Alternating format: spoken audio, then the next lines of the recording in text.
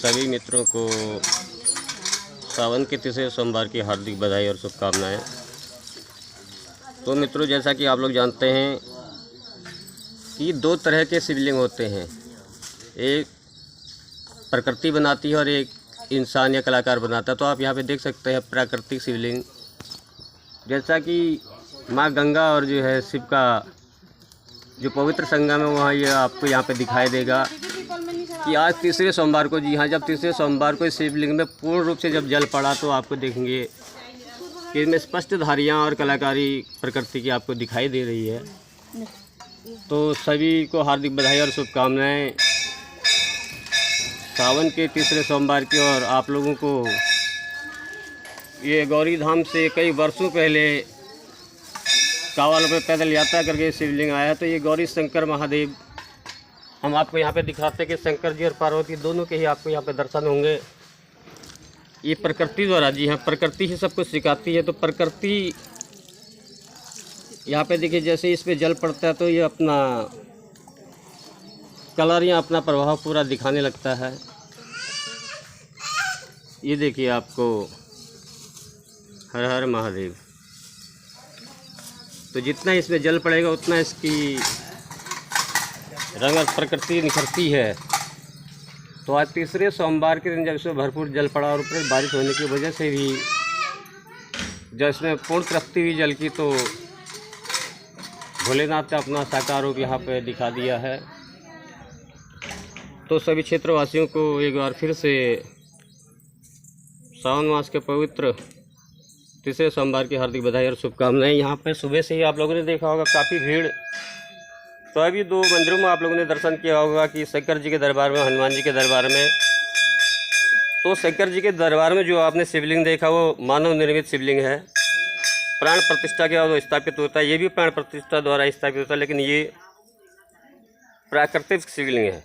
जी हाँ, इस प्राकृतिक शिवलिंग को बनने में हजारों सैकड़ों वर्ष लग जाते हैं और तब जाके कहीं ऐसी कलाकृति इंसान के लिए प्रस्तुत की जाती है। तो आप लोग गौर से देख रहे होंगे इस शिवलिंग में, तो इन धारियों में आपको कोई बात नहीं, इन धारियों में आपको स्पष्ट रूप से ओम, त्रिशूल, डमरू या कई तरह की, जिस तरह से आपकी भावना होगी तो उस तरह से आपको इसमें शिवलिंग में आपको जो है संपूर्ण दर्शन मिलेंगे। तो सभी का सौभाग्य कि हम क्षेत्रवासियों को प्राकृतिक, जी हाँ, प्राकृतिक शिवलिंग की जो स्थापना और यहाँ पे पूजा करने का सौभाग्य प्राप्त है। तो यहाँ पे पिछले 18 सालों से, जी हाँ, पिछले 18 सालों से देखिए ये निर्माण कार्य, ये कुटिया जहाँ पे जो है बाबा जी आराम से कुर्सी लगा के बैठे हैं और कई भक्तगण जो है सुबह से यहाँ चहलकदमी करते हुए। और यहाँ देखिए ये जल के लिए नल की व्यवस्था और सामने शौचालय, ये शनिदेव। और जी हाँ, भक्तों का यहाँ पे सुबह से ही तांता। अभी आप लोगों ने देखा होगा भजनों में जो माताएं बहनें भजन कर रही थी, तो सभी लोग इनके भजनों का अधिक से अधिक जो है लाइक करें, शेयर करें और सब्सक्राइब करें। और कहीं पे भजनों में कोई कमी है तो वो भी जो है अपने कमेंट्स द्वारा कह सकते हैं। तो यहाँ पे देखिए बाबा, जैसे मैं बाबा जी की बात करता, बाबा जी को यहाँ पे कई समय से शुरू में कांवड़ लाने के बाद से ही हमारा सौभाग्य कि हमें बाबा के रूप में संसार छोड़ के हमारे बीज मार्ग दर्शन के लिए लगातार बने रहते हैं। ये गोपाल जी हैं हमारे, जो देश विदेश जाने के बाद भी मठ मंदिरों में आना और भक्तिभाव करना कभी नहीं छोड़ते हैं। ये भोजन सामग्री के अलावा लाइट की व्यवस्था भी बहुत सुचारू रूप से करते हैं। और उसके बाद दिखाते हैं हम आपको इस माता रानी का दरबार पीपल के वृक्ष के नीचे। ये आपने शंकर जी का दरबार देखा, विशाल, जी हाँ, जी बागेश्वर धाम का भी यहाँ पे सौभाग्य हम कि यहाँ पे लगातार संत लोग आते रहते हैं। तो मेरी बात बीच में कट गई थी। यहाँ पे देखिए शंकर जी की स्थापना बड़ वृक्ष के नीचे, और इसकी स्थापना के लिए जो भवन बनाया जा रहा है। जय जय श्री शनिदेव। सामने शनिदेव का दरबार, और ये आप देख सकते हैं संत निवास। उसके बाद हम आपको दिखाते हैं नंदी महाराज, हर हर महादेव।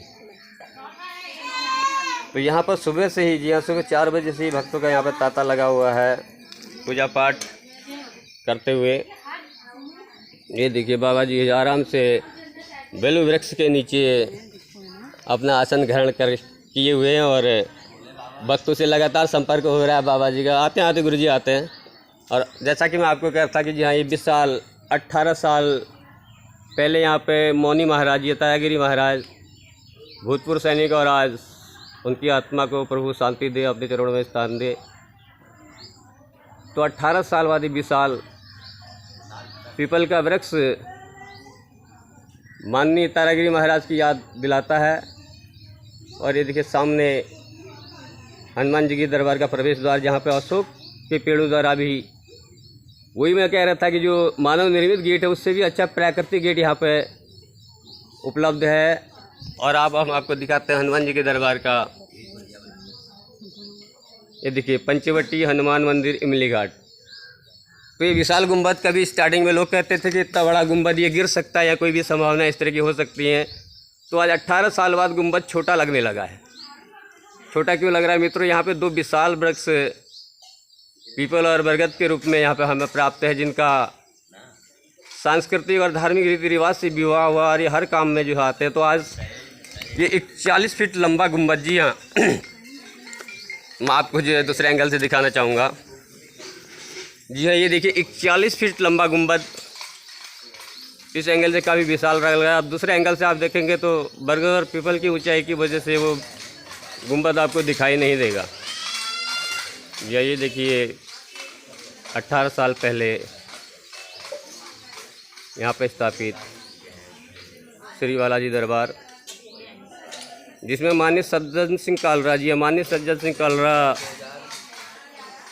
रुद्रपुर लालपुर निवासी ठेकेदार, जिनका यहाँ पर जो सहयोग है उसको हम यहाँ पे गिना नहीं सकते हैं। और इस दरबार को बनाने में उनके अलावा लगभग शांतिपुरी बिंदुखत्ता क्षेत्र के लगभग हज़ारों लोगों का यहाँ पर सहयोग है, तन मन धन से सहयोग किया। तो आप देख रहे हैं यहाँ पे इतना विशाल दरबार। और आज यहाँ पर पूजा पाठ के साथ साथ 18 साल यहाँ पे वृक्ष भी हो चुके हैं और हनुमान जी भी।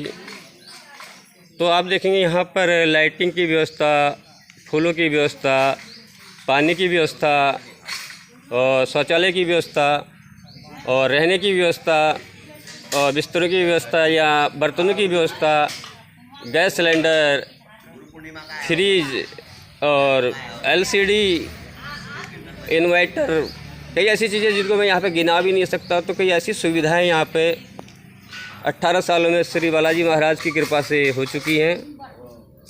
मेरा सभी क्षेत्रवासियों को तहे दिल से आभार कि आप लगातार धार्मिक कार्यों में तन मन धन से सहयोग करते हुए अपने सुझावों को देते हैं। तो आगे भी हम आशा करते हैं कि आप किसी भी कार्यक्रम के लिए तन मन धन से सहयोग करते हुए सुझाव भी जरूर देते रहें। हर हर महादेव, जय श्री राम, जय बालाजी।